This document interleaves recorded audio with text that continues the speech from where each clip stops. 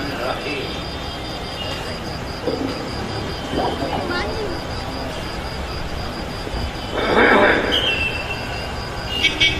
باب قول الله تبارك وتعالى ونضع الموازين القسط ليوم القيامة وأن أعمال بني آدم وقولهم يوزن. یہ امام بخاری رحمۃ اللہ علیہ کی یہ مشہور و معروف کتاب جس میں آقائے نامدار حضرت محمد صلی اللہ علیہ وسلم کی احادیث کو جمع کیا گیا ہے. ان کی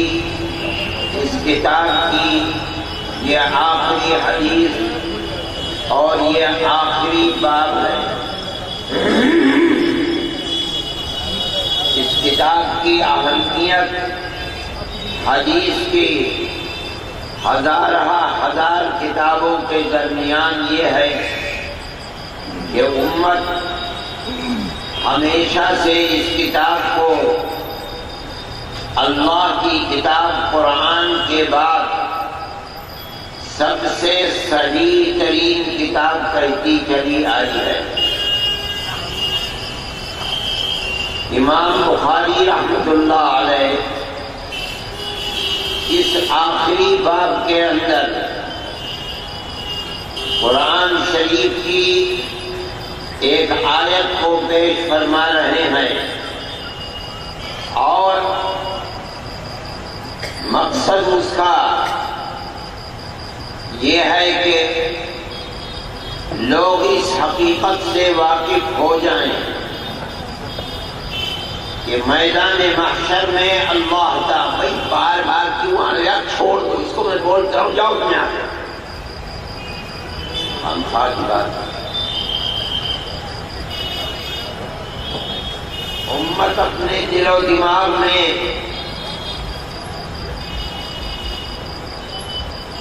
اس عقیدے کو مضبوط کر لے کہ ہم اللہ فرماتا ہے کہ ہم کل میدان محشر میں ایک ترازو رکھیں گے اور ساری دنیا کے سامنے وہ ترازو ہوگی جہاں ہر انسان کے اعمال کو اس ترازو کے اندر رکھ کر تولا جائے گا. دنیا کے اندر ترازو میں وہ جنس جس کی خرید و فروخت ہوتی تھی وہی چیز رکھی جاتی تھی. پھر دنیا کے اندر سائنس کا دور آیا تو دنیا کی وہ چیزیں کہ جو نظر نہیں آتی ہیں، عام طور پر آنکھوں کے سامنے نہیں ہوتی ہیں، ایسے مقیاس اور ترازو بنا دیے گئے کہ ان کو بھی تولا جاتا ہے اور ان کے لیے بھی پیمانے رکھ دیے گئے. آج ہمارے سامنے اس طرح کی بے شمار چیزیں ہیں کہ ان کے ترازو ہیں، حالانکہ وہ چیز ہماری آنکھ سے نظر نہیں آتی. ہم ہوائی جہاز سے جہاں پہنچتے ہیں، جس ہوائی اڈے پر اترنے سے پہلے وہ گرمی کے ترازو سے تول کر کے یہ بتاتے ہیں کہ یہاں گرمی اس ترازو کے اعتبار سے کتنے درجے کی ہے. آج یہ ترازو ہے، اس سے پہلے اس کا کوئی ترازو نہیں تھا. اس زمانے کے اندر ترازو ایسی ہوتی تھی کہ جس کے اندر چیز کو، ظاہری چیز کو دیکھ کر رکھا جاتا تھا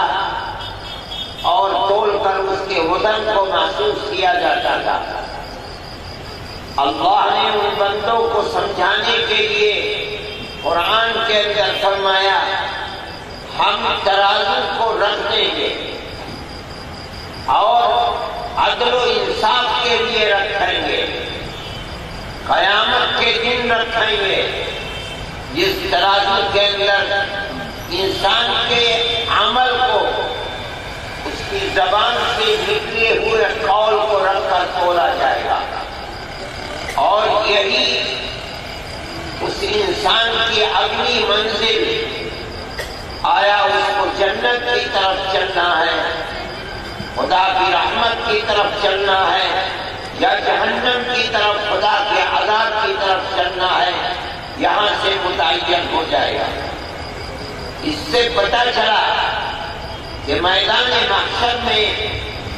جنت اور جہنم کا فیصلہ اعمال کی کثرت اور قلت کے اوپر نہیں ہوگا، تو ان کو گنا جائے کہ اس انسان کی زندگی کے اندر کتنے اعمال صالحہ ہیں اور کتنے اعمال سیئہ ہیں، نہیں، بلکہ وہاں اس ترازو کے اندر تول کر جس عمل کا وزن زیادہ ہوگا اسی اعتبار سے اس کا فیصلہ آخر کے اندر کر دیا جائے گا۔ ہو سکتا ہے کہ اعمال صالحہ کا وزن بڑھ جائے اگرچہ گنتی کے اندر کم ہو، اس لیے کہ اعتبار گنتی کا نہیں ہوگا بلکہ عمل کا ہوگا، بلکہ اس کے وزن کا ہوگا۔ اس وزن کی کمی اور زیادتی کی بنیاد کیا بنے گی؟ اعمال صالحہ کے عمل میں جو وزن پیدا ہوگا وہ عمل کرنے والے کی اخلاص و للہیت کی بنیاد پر ہوگا۔ ایک عمل انسان کر رہا ہے وہ دکھلاوے کے لیے عمل ہے، اگرچہ وہ عمل دیکھنے میں بہت اچھا ہے لیکن میزان عمل کے اندر اس کا وزن کچھ بھی نہیں ہوگا۔ لا تبطلوا صدقاتكم بالمن والأذى كالذي ينفق ماله رئاء الناس۔ وہ آدمی جو عمل کو دکھلاوے کے لیے کر رہا ہے اس کا عمل باطل ہے، اس کی کوئی اہمیت اللہ کی نظر کے اندر نہیں ہے۔ کل میدان محشر کے اندر وہ عمل بے حیثیت اور بے وزن ہو جائے گا۔ اسی طرح اعمال اخلاص و للہیت کے ساتھ اوقات اور مکان کے اعتبار سے بھی بڑھتے ہیں۔ ایک انسان اخلاص و للہیت کے ساتھ نماز پڑھ رہا ہے یہاں کی مسجد میں، پھر وہ اسی عمل کو لے جا کر اللہ کی بارگاہ میں پیش کرتا ہے بیت المقدس میں، پھر اسی عمل کو لے جا کر پیش کرتا ہے جناب رسول اللہ صلی اللہ علیہ وسلم کی مسجد مبارک کے اندر، پھر اسی عمل کو لے جا کر پیش کرتا ہے بیت اللہ کے مسجد میں، مسجد حرام میں۔ ہر جگہ عمل کے اعتبار سے بلندی ہوتی چلی جا رہی ہے۔ یہ کل میں میزان عمل کے اندر جا کر ظاہر ہوگا، اگرچہ دیکھنے کے اندر ہماری نظر میں ہر جگہ نماز ایک ہی ہے، ایک ہی وقت میں پڑھی جاتی ہے۔ اسی طریقے سے زمانے کے اعتبار سے ایک عمل ہم اس وقت کر رہے ہیں، پھر وہی عمل رمضان کے دنوں کے اندر کیا جائے، پھر وہی عمل رات میں کیا جائے، پھر وہی عمل شب قدر کے اندر کیا جائے۔ ہر جگہ اس عمل کی قدر و قیمت بڑھ رہی ہے، لیکن بنیاد ہر جگہ اخلاص و للہیت، تعلق مع اللہ ہوگا۔ اسی طرح سے بالکل یہی چیز ہے کہ انسان گناہ کرتا ہے، اس گناہ کے اندر طغیان و سرکشی جس درجے کے اندر اللہ کے ساتھ ہوگی اسی درجے میں اس گناہ کا وزن بڑھتا رہے گا. اگرچہ دیکھنے کے اندر ایک ہی چیز ہے، انسان منہ کالا کرتا ہے. حدیث کے اندر آیا کہ ایک تو کسی بھی عورت کے ساتھ منہ کو کالا کرنا، پھر ایک انسان اپنے پڑوسی کے جو تیرے امن کا محتاج ہے اس کے غیر موجودگی کے اندر تیری یہ خیانت، اس کی بیوی کے ساتھ، اس کے بچوں کے ساتھ، یہ تو بہت بڑا گناہ ہے. اور اس ایک گناہ کو کئی گناہوں کے برابر نبی کریم علیہ السلام نے فرمایا ہے. آپ کے فرمانے کا منشا یہ ہے کہ ایک تو آج کے زمانے کے لوگ اس وقت یہ نہ سمجھیں کہ انسان کا عمل ترازو میں رکھا کیسے جائے گا، اس لیے کہ ہم جو کچھ کر رہے ہیں، ہم کرتے ہیں، اس کا وجود ختم ہو جاتا ہے. ہم جو بات زبان سے کہہ رہے ہیں، ہماری وہ زبان سے نکلی ہوئی بات کا کوئی وجود نہیں ہے. ترازو میں تو وہ چیز تولی جاتی ہے جس کا جسم ہوتا ہے، وہ جسم رکھا جاتا ہے. اب اس جسم کا وزن ہے، ترازو میں رکھ کر تول دیا جائے گا. عمل صالح کا وزن زیادہ ہے یا غیر صالح کا وزن زیادہ ہے؟ جب ہمارے عمل کا وجود نہیں ہے کوئی، تو ترازو میں رکھ کر تولا کیسے جائے گا؟ جب ہماری بات کا کوئی وجود اور جسم نہیں ہے تو ترازو میں رکھ کر تولا کیسے جائے گا؟ اللہ کی اس آیت کو لا کر امام بخاری رحمۃ اللہ علیہ، جو لوگ اس کا انکار کرتے تھے کہ نہیں حقیقتاً کوئی ترازو نہیں ہے، بلکہ اللہ تعالی قرآن کی اس آیت کے اندر کہ ہم میزان عمل میدان محشر میں ترازو رکھیں گے اور وہاں تولیں گے، حقیقتاً کوئی ترازو نہیں ہے. کچھ لوگ ایسے بھی پیدا ہوئے، حقیقتاً کوئی ترازو نہیں ہے، بلکہ جس طرح عدالت کی عمارت بنتی ہے، اس عمارت کے اوپر ایک ترازو کا نشان بنایا جاتا ہے اور دونوں پلے برابر ہوتے ہیں اس کے. یہ اس بات کی علامت ہے کہ یہ ایسی عمارت ہے جہاں بالکل عدل و انصاف کا اظہار ہوتا ہے، کسی پر زیادتی اور ظلم نہیں ہوگی. اللہ قرآن کے اندر اس آیت میں فرما رہے ہیں کہ ہم میزان عمل رکھیں گے. اس کا مطلب یہ نہیں ہے کہ کوئی ایسی ترازو ہوگی جیسے پنساری کی دکان پر رکھی رہتی ہے، اس لیے کہ تولا ہی نہیں جا سکتا. عمل کو تولیں گے تو عمل کا جسم نہیں، قول کو تولیں گے تو قول کا کوئی جسم نہیں، بلکہ ترازو بول کر اللہ عدل و انصاف کو بیان فرما رہے ہیں کہ ہم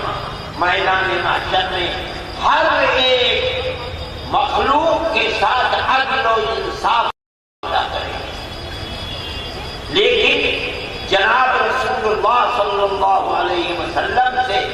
جو بات ثابت ہوئی ہے وہ یہ نہیں ہے، بلکہ حضرت عبداللہ بن عباس رضی اللہ تعالی عنہما سے جو بات ثابت ہے وہ فرماتے ہیں دنیا کی اسی ترازو کی طرح ترازو ہوگی، اس ترازو کے بھی دو پلے ہوں گے. جس طرح پکڑنے والا پکڑتا ہے اور بالکل بیچ میں ایک چیز ہوتی ہے جو اگر بیچ میں آ گئی تو دونوں طرف کا وزن برابر ہے، اسے عربی میں لسان کہتے ہیں، زبان. فرماتے ہیں اس ترازو کی زبان بھی ہوگی، ہر دیکھنے والا دیکھ کر سمجھ جائے گا کہ میرے عمل اور قول کو تولا جا رہا ہے بالکل عدل و انصاف کے ساتھ.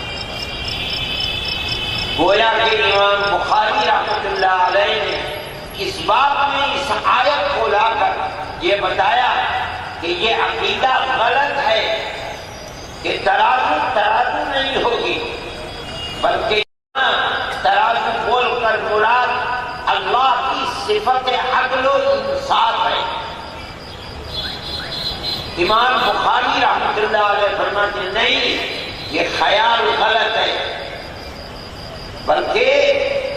عدل و انصاف کے لیے ایک ترازو ہے، وہاں اللہ اس ترازو کو رکھ کر کے اعمال اور اقوال رکھ کر اپنے عدل و انصاف کا اظہار فرمائیں۔ اس طرح کے لوگ ہر زمانے آج بھی لوگ اس طرح کے ہیں جو اپنی عقل کی بنیاد پر عقل کو کسوٹی بنا کر اللہ اور اس کے رسول کے فرمان کو سمجھنا چاہتے ہیں، لیکن یہ صحیح نہیں ہے۔ حقیقت یہی ہے کہ جو کچھ اللہ نے فرمایا اور اس کی جو تشریح رسول اللہ نے فرمائی،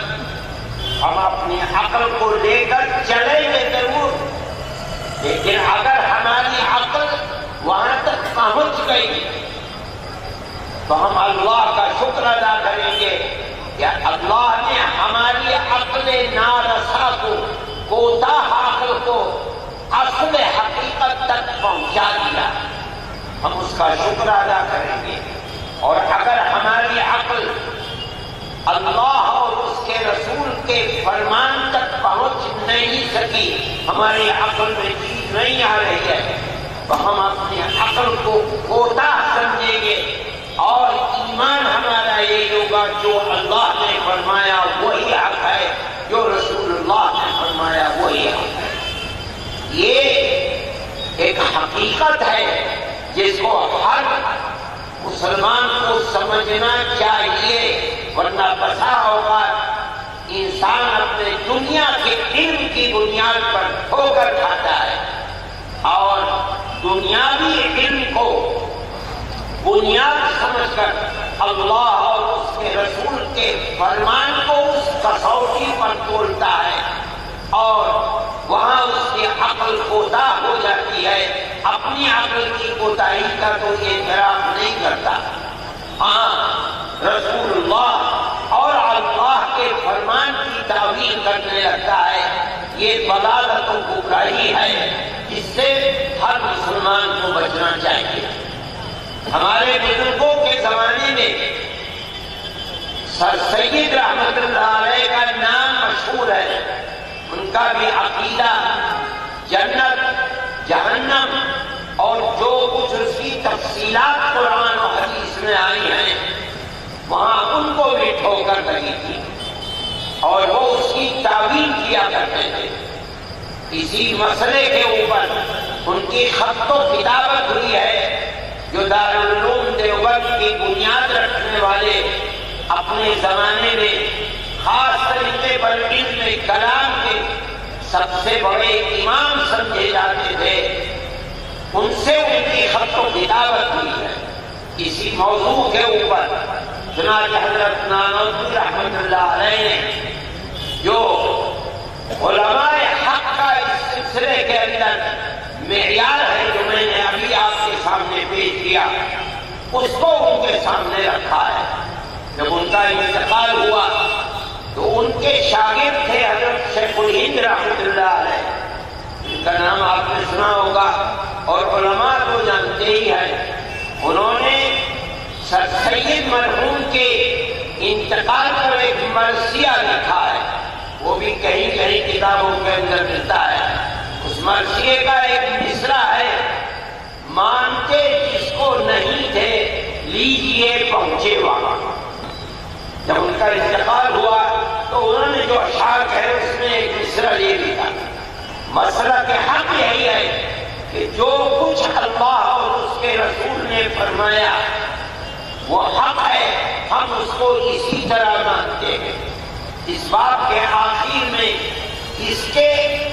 اس کو مبرہن کرنے کے لیے، مضبوط کرنے کے لیے امام بخاری رحمۃ اللہ علیہ حدیث کو لے کر آئے ہیں۔ فرماتے ہیں اللہ کے نبی حضرت محمد صلی اللہ علیہ وسلم فرماتے ہیں کلمتان، دو کلمے، ایسے دو کلمے کہ جو اللہ کو بڑے محبوب ہیں۔ پھر دوسری صفت، ایسے دو کلمے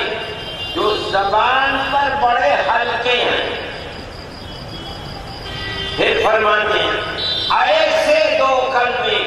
جو میزان میں بڑے بھاری ہیں، فرماتے ترازو میں بڑے بھاری ہیں۔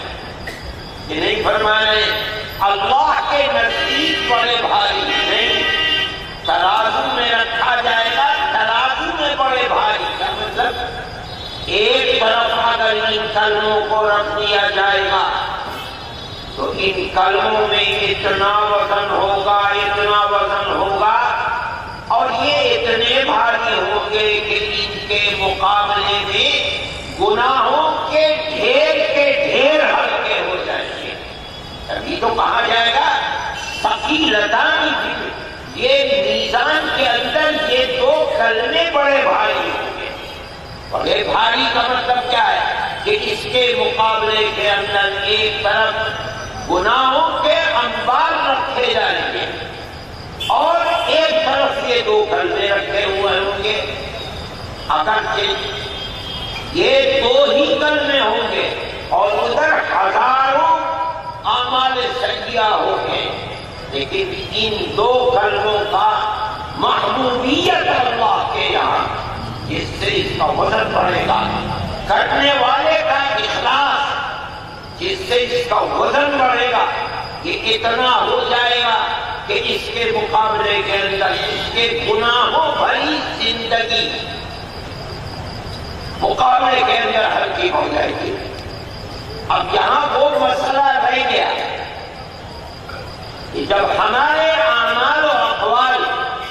نکلتے ہیں اور ان کو وجود نہیں رہتا، ہمیں نظر نہیں آتے، تو سوال پیدا ہوتا ہے یہ بھاری کیسے ہو جائیں گے، ان کو تول کیسے دیا جائے گا؟ تو اس کی دو صورتیں ہیں اور دونوں صورتیں حدیث کے اندر ملتی ہیں۔ جہاں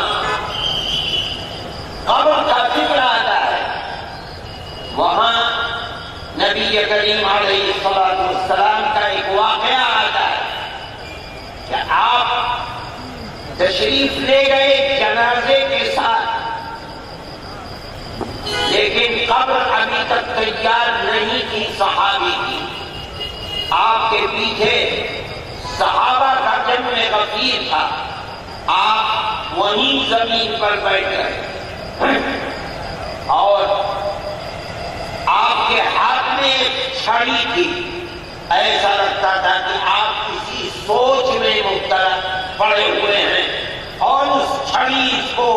زمین پر بار بار لگا رہے ہیں۔ صحابہ فرماتے ہیں کہ ایسا روب تھا آپ کا کہ ایسا لگتا تھا کہ ہم ایسے خاموش بیٹھے ہوئے تھے جیسے ہمارے سروں کے اوپر چڑیا بیٹھی ہوئی ہے، اگر ذرا حرکت ہوئی تو اڑ جائے گی۔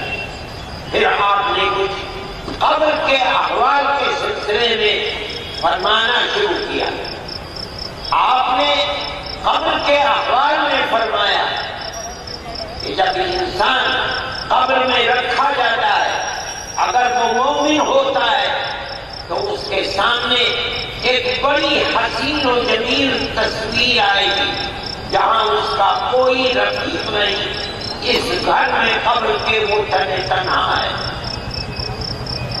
وہاں اس کے سامنے ایک بڑی حسین و جمیل صورت آئے گی۔ یہ قبر مقبول، قبر والا اس سے پوچھے گا کہ کون ہے؟ میں نے تو تیرے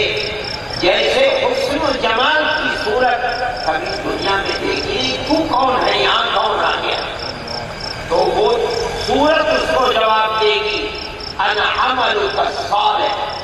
میں تیرا وہ دنیا کا عمل صالح ہوں، نماز، روزہ، حج، صدقہ، غریبوں کی مدد کرنا، اسلام اور مذہب ہی کی بنیاد پر نہیں انسانیت کی بنیاد پر انسانیت کی خدمت کرنا، اعزا اقربا رشتہ داروں کے ساتھ تعاون کرنا، وہ جو دنیا کے اندر زندگی جن اعمال صالحہ کے ساتھ گزارتا تھا، آج اللہ نے ان اعمال صالحہ کو میری صورت بنا کر پیش کیا ہے۔ آج اس گوشے تنہائی کے اندر میں تیری رفیق ہوں اور میں تیرے سامنے ہوں، اور فرمایا کہ اگر انسان بد عمل ہوگا، بد کردار ہوگا، بد عقیدہ ہوگا، تو اس کے سامنے ایک انتہائی ڈراؤنی اور بری شکل و صورت جائے گی، گھبرا جائے گا دیکھ کر کے، اس سے پوچھے گا تو کون ہے؟ میں نے تو تیرے جیسی وحشتناک صورت دنیا کی زندگی میں کبھی دیکھی نہیں۔ وہ اس کو جواب دے گی انا عملک السیئ، میں تیرے وہ گناہ ہوں جو تو دنیا کے اندر بدکاری بدعملی کیا کرتا تھا، آج اللہ نے مجھے یہ صورت دے کر تیرے سامنے پیش کیا ہے۔ یہ حدیث بھی اس اشکال کا جواب بن سکتی ہے کہ دیکھو یہ اعمال اگرچہ آج ہماری آنکھیں بھی کوتاہ ہیں، ہمارے کان بھی کوتاہ ہیں، آئے اقوال کو ہم نے کان سے سنا، اعمال کو اپنی آنکھوں سے دیکھا، مگر اگلے ہی لمحے ختم ہو گئے، لیکن وہ زندہ ہے۔ اللہ انہیں اقوال و اعمال کو قیامت کے دن ایک صورت دے دے گا، اور وہ صورت اپنے اندر ایک وزن رکھے گی، اور وہی صورتیں ترازو میں رکھ دی جائیں گی، اور اسی وزن کی بنیاد کے اوپر نشے و فراز ہوگا بندوں کے اندر۔ اور یہ بھی ہو سکتا ہے کہ اعمال نامے ایک فرشتہ ادھر لکھ رہا ہے، دوسرا فرشتہ ادھر، یہ جو فائل اور دفتر بن رہا ہے، اسی فائل کو اس فرشتے کی وہ فائل داہنی طرف رکھ دی جائے، اور اس فرشتے کی فائل دوسرے پلے میں رکھ دی جائے، انہی میں اللہ وزن کو پیدا فرما دے، انہی کو رکھ کر کھول دیا جائے۔ حدیث میں ترمذی میں نبی کریم علیہ السلام ایک شخص کے واقعے کو فرماتے ہیں کہ اللہ کے سامنے آئے گا اور اس کا نامہ اعمال تا حد نظر پھیلا ہوا ہوگا اور سب سیاہ ہی سیاہ ہوگا، اور وہ آدمی اللہ کے سامنے کھڑا ہوگا اور سر سے پیر تک اپنے گناہوں کا معترف بن کر سر جھکائے کھڑا ہوگا۔ اللہ تعالی اس سے پوچھیں گے کہ کیا میرے فرشتوں نے تیرے عمل کے لکھنے میں تیرے اوپر کچھ ظلم کیا؟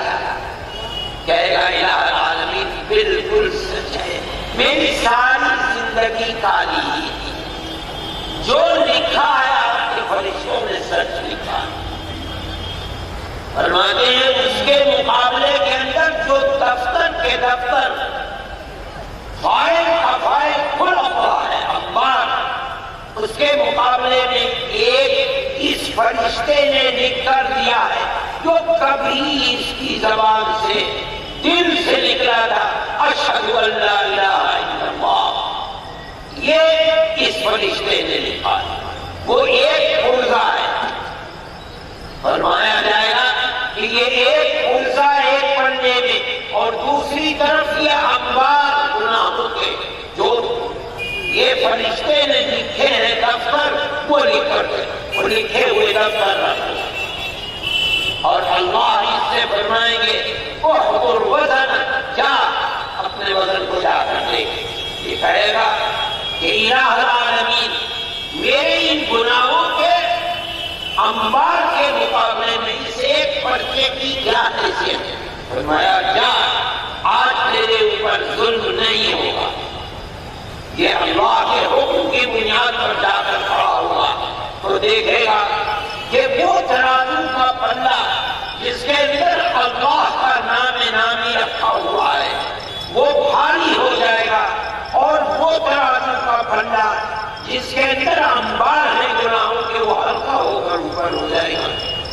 جناب رسول اللہ صلی اللہ علیہ وسلم فرماتے ہیں اس موقع کے اوپر کہ اللہ کے نام نامی سے بھاری دنیا کی کوئی چیز نہیں ہو سکتا ہے، اور اسی بنیاد کے اوپر یہی فیصلہ ہوگا کہ اب اس کا نامہ اعمال اس کے داہنے ہاتھ میں ہوگا یا بائیں ہاتھ، پھر اس کے بعد صراط کے اندر اوپر سے گزرے گا، یہاں تک کہ پھر حوض کوثر پر نبی کریم علیہ السلام کے مبارک ہاتھوں سے اپنی پیاس کو بجھانا، اور پھر اس کے بعد اللہ کی جنت میں اپنے مستقر پر پہنچنا، سب یہیں سے آگے بڑھتا ہے۔ یہ جملے کیا ہے جن کی یہ صفات بیان کی گئی ہیں؟ فرماتے ہیں وہ دو کلمے ہیں، سبحان اللہ و بحمدہ سبحان اللہ العظیم۔ اللہ کو اس کے بارے میں یہ عقیدہ رکھنا کہ اللہ کی ذات ہر عیب سے پاک ہے، اور میرا یہی عقیدہ ہے میں اللہ کی ذات کو ہر عیب سے پاک اور اللہ ہی کی ذات کو اور اسی کو قابل حمد سمجھتا ہوں، اور ہر کمال اسی کی ذات کے اندر ہے، اور اس کی ذات ہر عیب سے پاک ہے اور بڑی عظمت والی ذات ہے۔ یہ کلمے بڑے ہلکے بھی ہیں، زبان پر بڑی آسانی سے ادا ہوتے ہیں، لیکن فرماتے ہیں کہ قیامت کے دن بڑے بھاری بھی ہیں میدان عمل میں۔ یہ تو بڑی عجیب صفت ہے، قیامت کے دن بھاری ہونا، یہ ایسی صفت تھی کہ اگر یہ کلمے بڑے بھاری بھی ہوتے زبان پر تب بھی بار بار ان کلموں کو ادا کرنا چاہیے تھا مومن کو، اس لیے کہ گناہوں کے انبار ان کے مقابلے کے اندر رات کا ڈھیر بے وزن ہو جائے، لیکن جب اس کے ساتھ ساتھ یہ زبان پر ہلکے بھی ہیں تب تو کثرت کے ساتھ مومن کو چلتے پھرتے اٹھتے بیٹھتے سبحان اللہ و بحمدہ سبحان اللہ العظیم بار بار ان کلموں کو ادا کرنا چاہیے۔ امام بخاری رحمۃ اللہ علیہ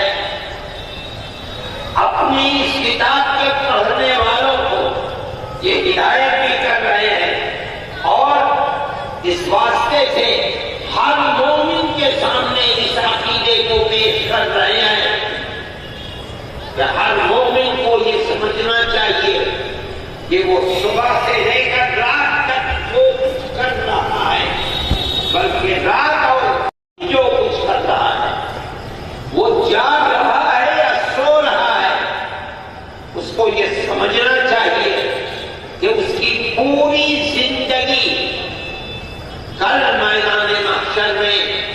اس میزان عمل میں رکھی جائے گی۔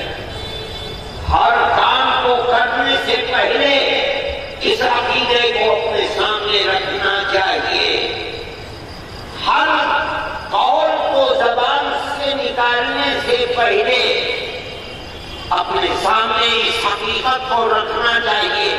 کہ کیا کر رہا ہے، کل میدان محشر میں تیرے اس عمل کو ترازو میں رکھا جائے گا، کیا کہہ رہا ہے کل میزان عمل میں تیرے اس عمل کو رکھا جائے گا، کسی وقت اس سے غافل مت رہنا۔ یہ ایک حقیقت ہے، کامیاب وہی لوگ ہوں گے جن کے سامنے رات اور دن آخرت رہتی تھی اور حساب و کتاب رہتا تھا، وہ لوگ کامیاب ہیں۔ اور جو آدمی دنیا میں غفلت کی نظر ہو گیا اور اس کے سامنے کل حساب و کتاب نہیں رہا، آنکھیں اس کی عقل کوتاہ ہو گئی، حساب و کتاب سے غافل ہو گیا، وہ انسان جو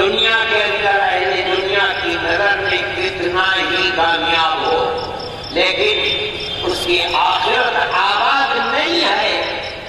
اس لیے وہ ناکام ہے۔ قرآن کی نظر میں اور حدیث رسول اللہ صلی اللہ علیہ وسلم کی نظر میں سورہ الحاقہ کے اندر اس کا ذکر آتا ہے، جہاں اللہ تعالیٰ نے اس حقیقت کو زیادہ واضح کیا ہے۔ فرماتے ہیں فَأَمَّا مَنْ أُوتِيَ كِتَابَهُ بِيَمِينِهِ، وہ آدمی جس کا نامہ اعمال میدان محشر میں داہنے ہاتھ میں دیا گیا، وہ خوشی کے مارے پھولا نہیں سمائے گا،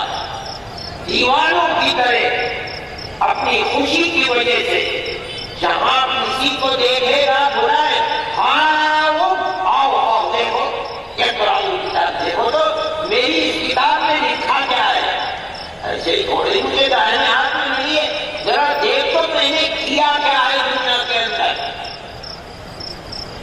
یہ دیکھ میں نے کہا کیا ہے زبان سے،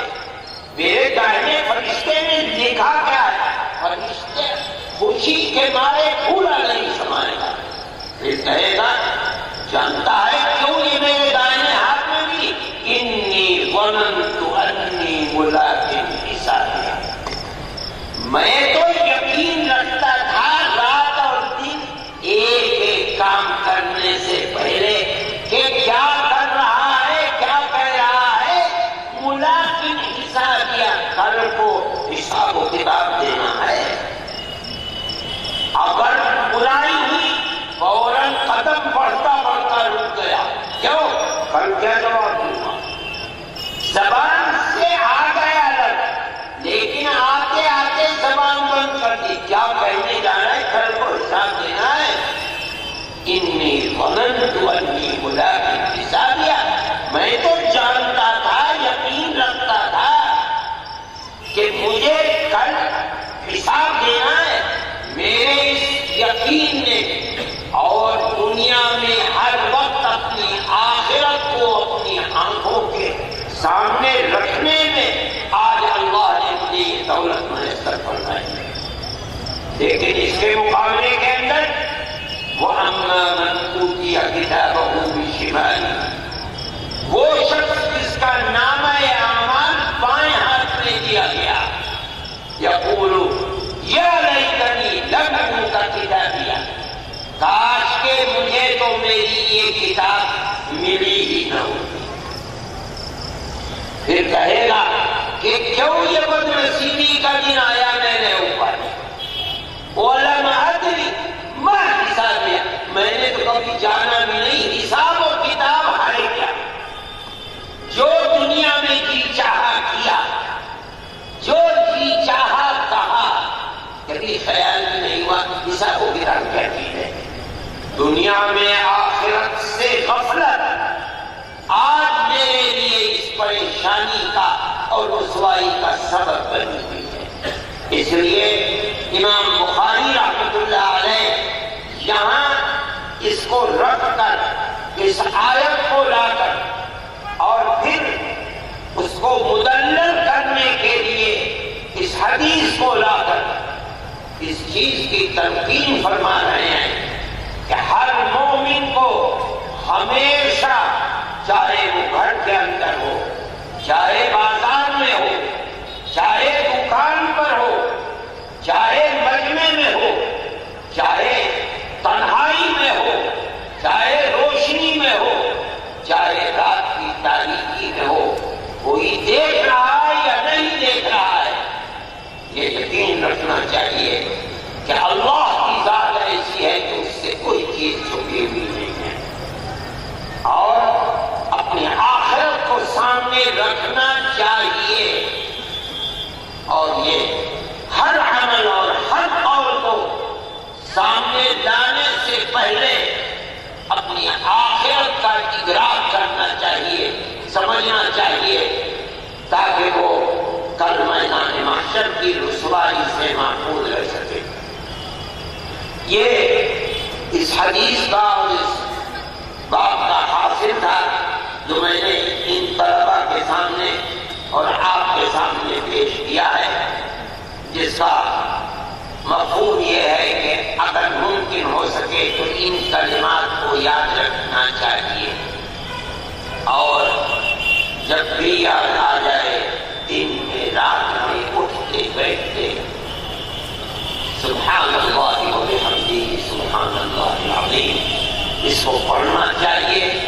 اور اپنی آخرت کا ادراک کرنا چاہیے۔ اس کے ساتھ ساتھ میں 2-4 منٹ ان طلبا سے یہ کہنا چاہتا ہوں کہ جس طرح قرآن اللہ کی کتاب ہے، اس کتاب کے ساتھ شغف رکھنا پڑھنا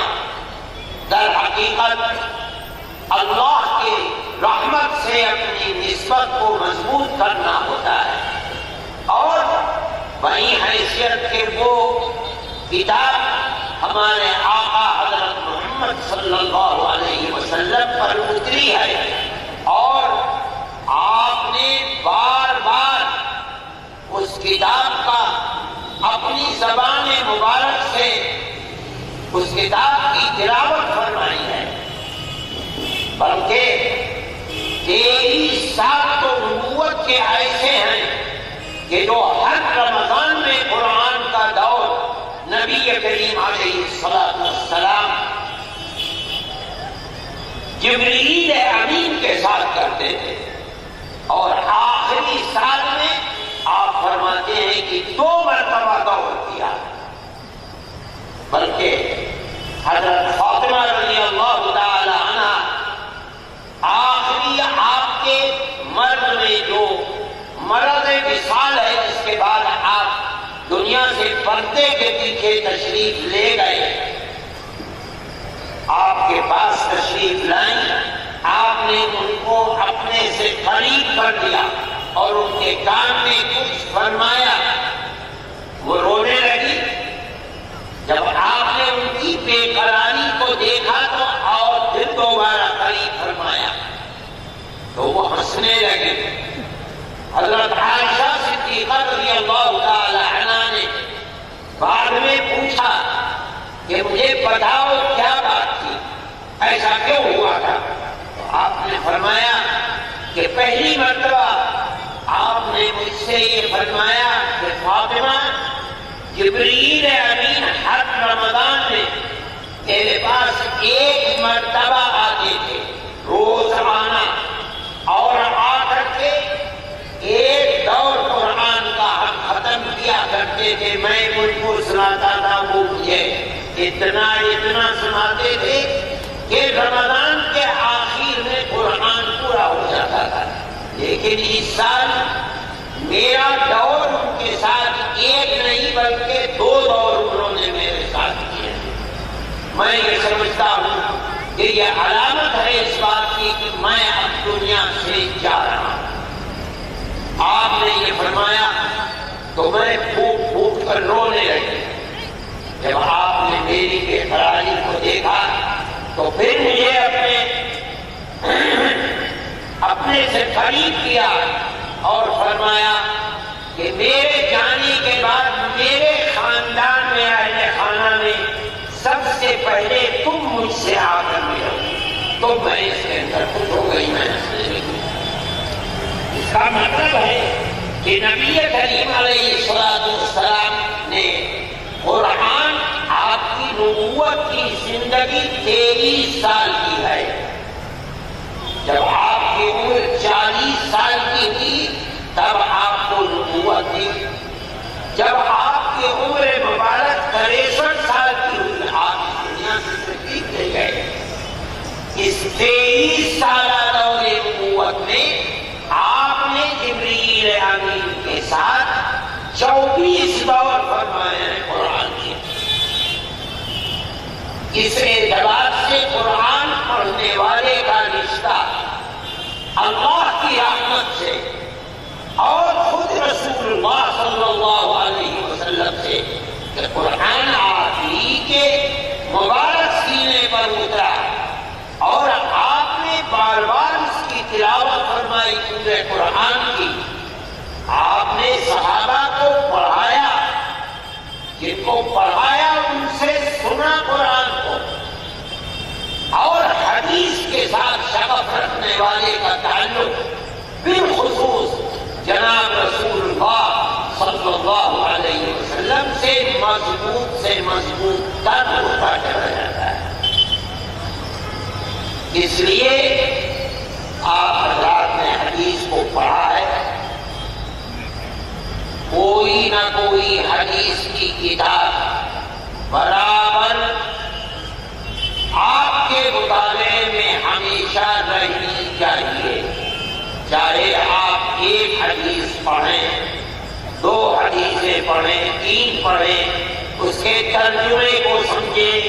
اس کے مطلب اور مفہوم کو پڑھیں، چاہے پڑھ کر، چاہے پڑھا کر، چاہے لکھ کر، چاہے اس کی تشریح و تفسیر بیان کر کے کسی نہ کسی طرح سے اپنا تعلق حدیث کے ساتھ رکھیں، اور اس کے لیے بہترین کتاب اور مقبول ترین کتاب جس کو اللہ نے قبولیت عطا فرمائی ہے، میں سمجھتا ہوں کہ وہ مشکات المصابیح ہے۔ اس کو اگر ممکن ہو تو اس کتاب کو، ورنہ اس کتاب ہی کو رکھیے۔ آج کل تو اس طرح کی چیزیں آ گئی ہیں کہ پورے کتابخانے میں کتابوں کے اندر ہوتے ہیں۔ یہ بھی ہے کہ آدمی اگر سفر میں رہتا ہے اور کتاب کو اٹھا کر چلنا مشکل ہے تو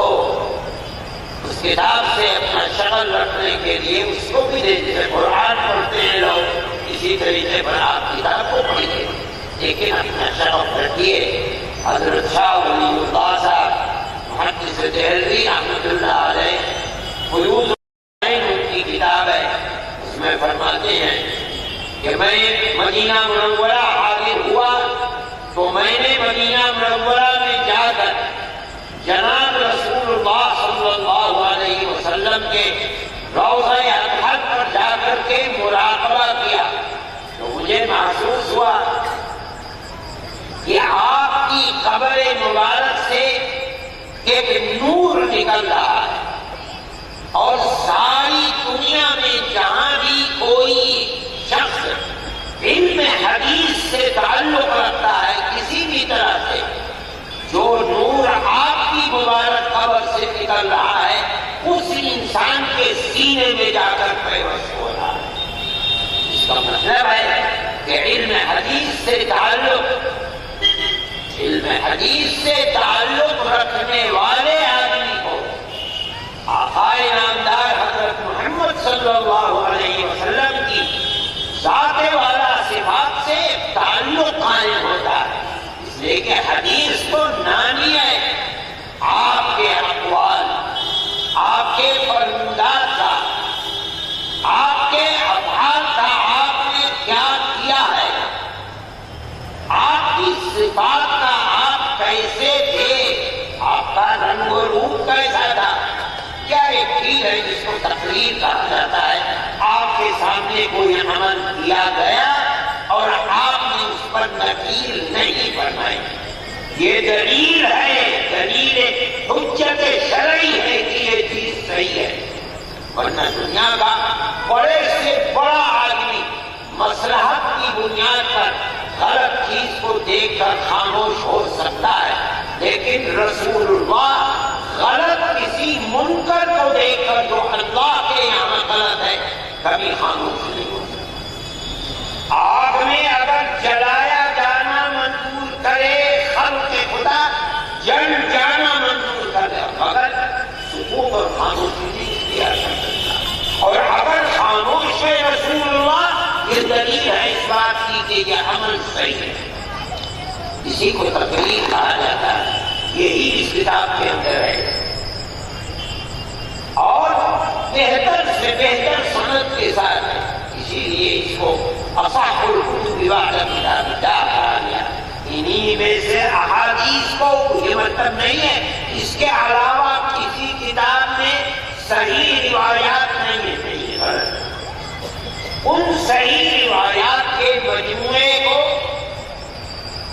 صاحب مشکات المصابیح نے جمع کیا ہے۔ بڑی اچھی کتاب ہے، جو روایات مختلف کتابوں میں تلاش کرنے سے ملتی ہیں وہ ایک جگہ مشکات کے اندر مل جاتی ہیں۔ سہولت ہوتی ہے، مگر یہ آپ کی اپنی سہولت پر ہے. کسی نہ کسی کتاب سے اپنے شبق کو رکھیے اور اس نیت سے رکھیے تاکہ اس واسطے سے آپ کا تعلق آقا نامدار حضرت محمد صلی اللہ علیہ وسلم سے مضبوط سے مضبوط تر ہوتا رہے. آپ کے اس عمل کی بھی میدان محشر میں میزان عمل میں بہت زیادہ قدر و قیمت ہوگی اور بڑا وزنی ہوگا انشاءاللہ. اللہ علم و عمل میں برکت عطا فرمائے. فرمائیے مفتی صاحب دعا کرا دیجیے. ایک کام میں نے کیا ہے، ایک کام کرا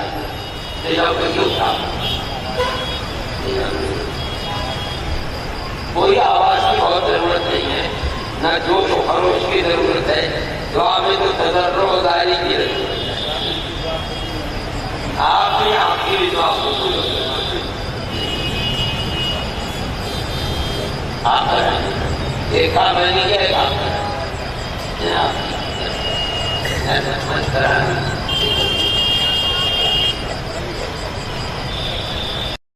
مشاہدہ اور تجربہ یہ ہے کہ ختم بخاری پر دعا مقبول ہوتی ہے. اس کو محدثین لکھتے ہیں. اسی بنیاد پر ہمارے اکابر کا معمول رہا ہے کہ جب ختم بخاری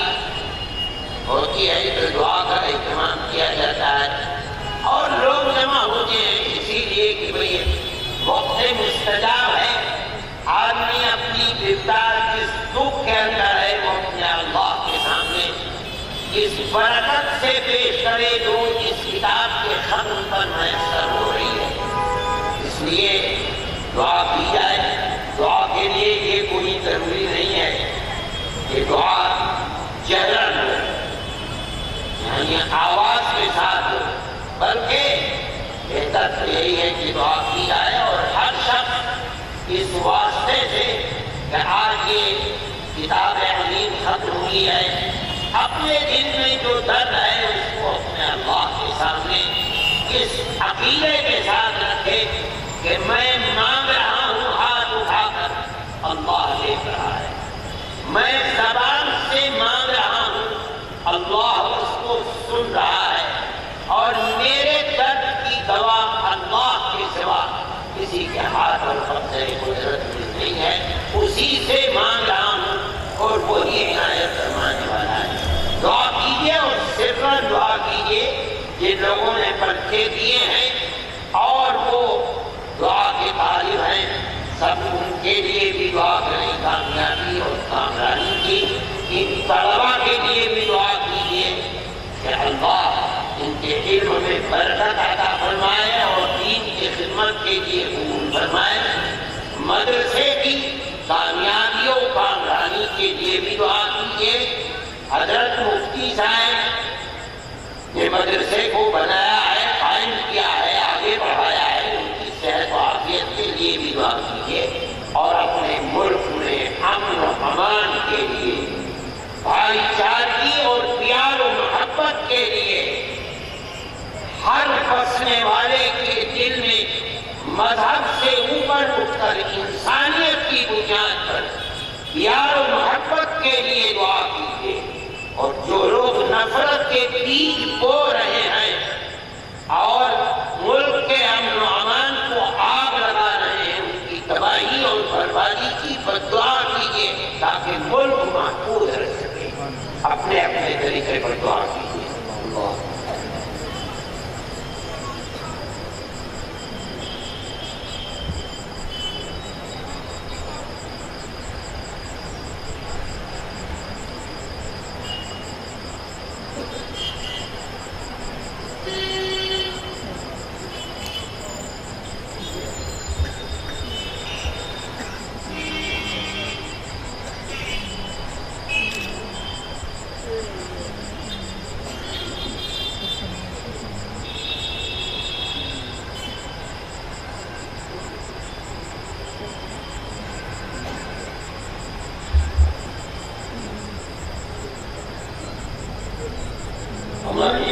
بدعملی کی وجہ سے اللہ کا عذاب منڈلا رہا ہے. روزانہ زلزلے آتے رہتے ہیں، تباہی کو بربادی پھیلی ہوئی ہے. ہماری بدعملی کا یہ